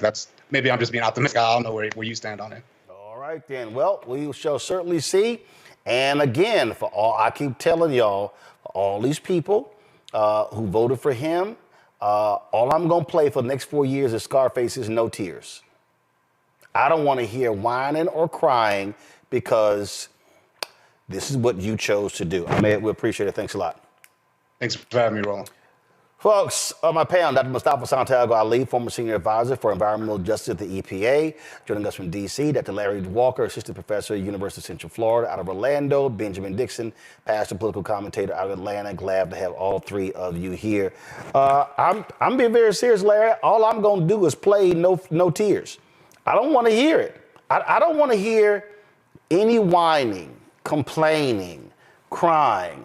Someone was saying that the number of searches on Google, can I change my vote? I'm sorry. You had 8 years. You saw what happened in matter of fact, you go back further. Okay, you go to 2015, 9 years. You go to 2011. They knew exactly who this man was. They decided, they willingly accepted evil. Now they're going to have to accept it. Now they got to accept that Dr. Oz being over Medicare, Medicaid, okay, even though he paid a massive ICE fine, okay? Matt Gaetz sleeping with 17-year-olds, the women testifying that they actually saw that happen. Please, don't look, I'm telling you, I'm going to get a shirt that says, don't blame me, I voted for the black woman. That's real talk, Roland. And so the next 4 years are going to be like if a farmer decided he was going to let a fox inside the hen house and then close the door and say he's not responsible. What happens to the hens? So that's essentially what our next 4 years are going to look like. And so, Roland, you're right. Black folks in particular have consistently, not just the last 4 years, so the last 8+ years, warned about what Donald Trump his first administration, now the second administration will look like. So you talked about the Affordable Care Act. We saw the attacks against the Department of Education and all the other damage that could be done to Homeland Security, state, in terms of international issues. We could go on and on. And listen, Roland, I worked on the Hill, and essentially what the Republicans have done is in the second Donald Trump term, is every single thing they had ever hoped to do when it comes to dismantling the federal government as a state is exactly what's going to happen. Going after federal workers in terms of how, the post office, all these other things that people take for granted. And, in terms of Americans don't know what it's like to live without, are going to find out what it's like to live out with these essential services. And so you talked about the Affordable Care Act, Roland, and how, some folks don't understand that the Affordable Care Act is Obamacare. And so why they say they don't like Obamacare, they have the Affordable Care Act. And so why this, it seems silly that people don't understand those differences. They fell for the banana in the tailpipe. And you're right. There are millions of people who are going to lose their health insurance. Parents who have their, were able to keep kids on their insurance until 26. Let's not talk about pre-existing conditions in terms of individuals we all love about who have had previous health challenges. Their ability to get new insurance or keep their insurance will be made virtually impossible. And then once again, this is the dismantling of the federal government as a state, and we will all pay for it. I really, Mustafa, it was really difficult, yes, but for a lot of these people, I really don't want to hear a lot. I don't. It's not like, again, it's not like they didn't know. It's not like they didn't know the kind of things that he said. They didn't know about his behavior. All of these things were there. They were covered. It was public. It was all there. They simply said, oh no, eggs are too high, even though eggs went down. Gas is too high, even though gas went down. Oh, the economy is awful. Okay, they said, we're going to ignore how he responded to COVID because we're going to only focus on those 2 other great years. Okay, good luck. Yeah. I was thinking about this earlier, and it's amazing. I don't think most folks get that they're literally going to be paying for incompetence and extremism. So they're going to use your tax dollars to actually implement many of these things that are going to put your life in a much more difficult position. For some folks, it will shorten your life. For others, it will take your life. And, there's a responsibility normally for individuals who take these types of positions. One, you're supposed to be one of the best.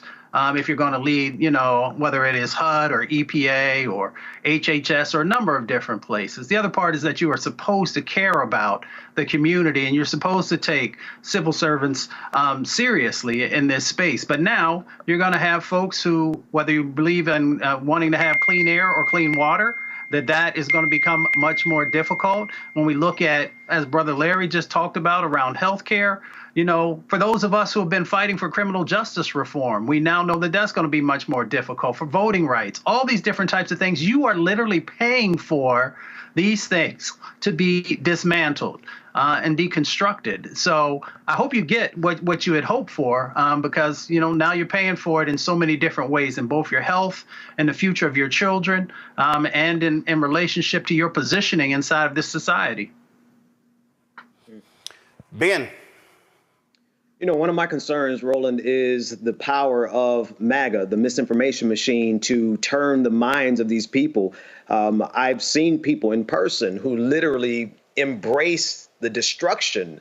They embraced the destruction of COVID. One guy came and said that he felt it was his patriotic duty to get sick with COVID, right? And the ability to manipulate the minds of the masses at that level really suggests to me that even after they go through the stage of destruction, they'll still be turning back to Donald Trump, thanking him for punishing them and thanking them for destroying their lives. And so it's a really sickening deception that is over this entire country that honestly, we have to be delivered from, because it's going to impact us as much as I want to poke in the eyes of other people. And I'm doing my best. I want that T-shirt that you're going to get. Don't blame me. I voted for the black woman, right? I want that T-shirt, but I do know that when they start rolling back water regulations, that it's going to impact our water supply. When they affect the EPA, it's going to affect everyone's air that we breathe. So it's really going to have a deleterious effect on every single one of us. But there's going to be a subset of folks who turn around and thank their dear leader, Donald Trump, for making their life miserable. Oh, absolutely. And again, had a whole campaign, and the folks chose to do differently. So any of those people who go, oh my God, I regret my vote, we tried to tell you. Hi, I'm Isaac Hayes III, founder and CEO of Fanbase. Fanbase is a free to download, free to use, next generation social media platform that allows anyone to have followers and subscribers on the same page. Fanbase was built through investment dollars from equity crowdfunding from the Jobs Act. People just like you helped build Fanbase. And we're looking for more people to help build Fanbase. We are currently raising $17 million in a Regulation A crowdfund on StartEngine. We've already crossed $2.1 million, but we're looking to raise more capital from people just like you that deserve the opportunity to invest in early stage startups without having to be accredited investors.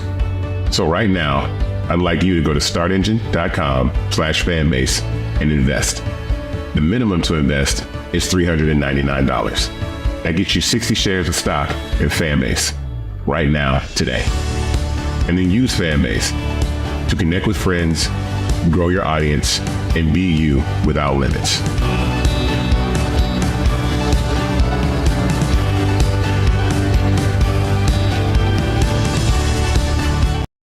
Shaboozey, black country music star, he was nominated for got the biggest song of the year. He was nominated for New Artist of the Year. He was also nominated so he was nominated for New Artist of the Year, Single of the Year, but he came up empty. Now, here's what's interesting. This guy named Trent Wilmot, who was the producer for Cody Johnson. Cody Johnson won Album of the Year. This is literally what dude says on the stage last night. It takes an army of people to make a great record, but I got to tell you, this is for this cowboy who's been kicking Shaboozey for a lot of years, y'all, Cody Johnson. Well, Shaboozey did not take kindly to that. He posted this photo on Instagram and Twitter as well, making it perfectly clear how he felt, like nobody is kicking me around. This is a guy who has broken the record he's had for 18 non-consecutive weeks, has been #1 on the Billboard's Hot 100, okay? He's 1 week away from setting a new record, okay? He performed in the ceremony as well. And it was, of course, again, he's a huge breakout star. Of course, there were a lot of people who were highly critical of the CMAs because Beyonce, of course, big hit, and she got no CMA nominations as well. You also might remember when she performed during the CMAs. When she performed, she actually, huge ratings, but a lot of those racist folks did not like the fact that she performed, and they were ripping her online. They took that video down and eventually put it back up.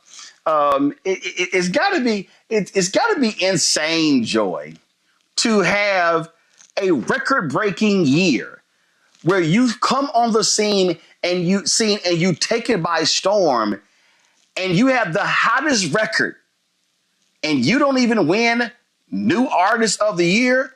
Who the hell? I mean, look, this is racism in America. They have decided that we are not going to take country music again by storm, even though they came from us, right? That's why we have country music, is because of Black people, right? So they're not going to have it. They're not going to allow it. And they're going to diminish our artists. But the truth is, and they know it too, they can't diminish our artists because their own viewers are listening to our artists. And they're crossover, and they're taking the country music by storm. There is nothing they can do about it. The only thing they can do is try to deny them some award, frankly, some silly award that at this point is continuing to make itself less and less relevant because it doesn't reflect what is obviously happening here. It also means that we're going to have to diversify who's making a decision about who wins what awards and who doesn't win the awards. None of this is a surprise. Shaboozey, Beyonce, they're not grieving. They're just fine. I love that big smile he had. The song is a bar song, Tipsy. And again, the caption of that photo, go ahead and show it again. He said, "Ain't nobody kicking me." And to me, that was the appropriate response, Lauren. And guess what? You may not bring home the awards, but hey, when you racking up the dough, you racking up the money, and there's no doubt that he is indeed a major star. He's also up for 5 Grammy Awards. And so let's see what happens at the Grammys. Yeah, the Country Music Association is made up of, 6,000 people, which is a relatively small amount of people when we talk about the metrics of music, when you can sell into the millions. And this song is a phenomena. I don't know that Shaboozey is really in need, or Beyonce is in need of this type of white validation, quite frankly, because there's something, as Quincy Jones once said, there's something almost on a religious level about music. And what happens is that popular phenomena of people listening to his music and going to see him in concert would overtake anything that CMA would ever do. It kind of reminds me a little bit of what happened to Spike Lee with the movie Malcolm X, when Son of a Woman won, or actually it was Al Pacino who won the best actor, and Denzel didn't win, and the movie didn't win. And, we look back on it all, like, what movie do we remember? We remember Malcolm X more than we remember Son of a Woman, right? So it's kind of the public speaks, and they'll win out in the end. And I just don't think they're in need of this type of white validation. It really just doesn't matter. They're overtaken by the numbers. They're overtaken by the fame that they'll get from their music. And shout out to Shaboozey. He's got a Virginia connection. He was born in Woodbridge. He's going to overtake them. He's going to win in the end. It's just no doubt in my mind. And Beyonce's already won. She won years ago. It really is kind of cute that they think that they can diminish these people. They're not going to be able to do it. Well, it's funny, of course, when you look at the numbers, you look at how you perform, you look at, frankly, being number one. And I get a kick out of these people, Derek, who go, this is our culture. It's ours. You didn't even create it. Right. Because Roland, they do Black people did. You didn't even create it. History. Black people created country music. They don't know their history, and that's why they're trying to whitewash history, right? They got to go back to Chuck Berry. Who did Chuck Berry have learn from him? Elvis Presley. Ask Elvis Presley who he learned from, right? And so B.B. King, right? We create everything, Roland, and that's why they're so envy and jealous of us. I don't care if it's country music, sports, like football or tennis, anything we get involved in, they cannot compete. And so the little piece that they try to control, this is a perfect example. They try to control it. And so, yeah, I agree with Lauren and Joy. Beyonce and Shaboozey, they're in a great place. They don't have nothing to worry about. And we're going to continue to do as a people, as Black people, continue to demonstrate Black excellence, regardless of the industry, regardless of the activity that we get involved in.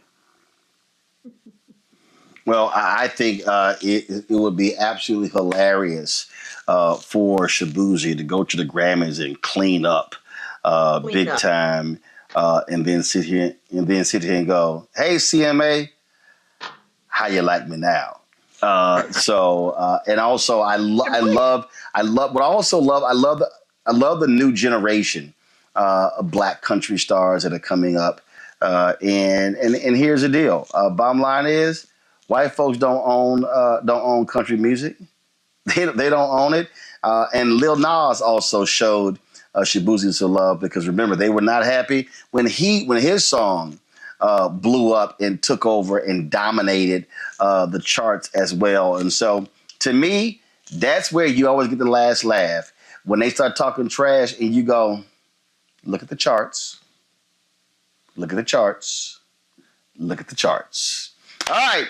Hi, I'm Isaac Hayes III, founder and CEO of Fanbase. Fanbase is a free-to-download, free-to-use, next-generation social media platform that allows anyone to have followers and subscribers on the same page. Fanbase was built through investment dollars from equity crowdfunding from the Jobs Act.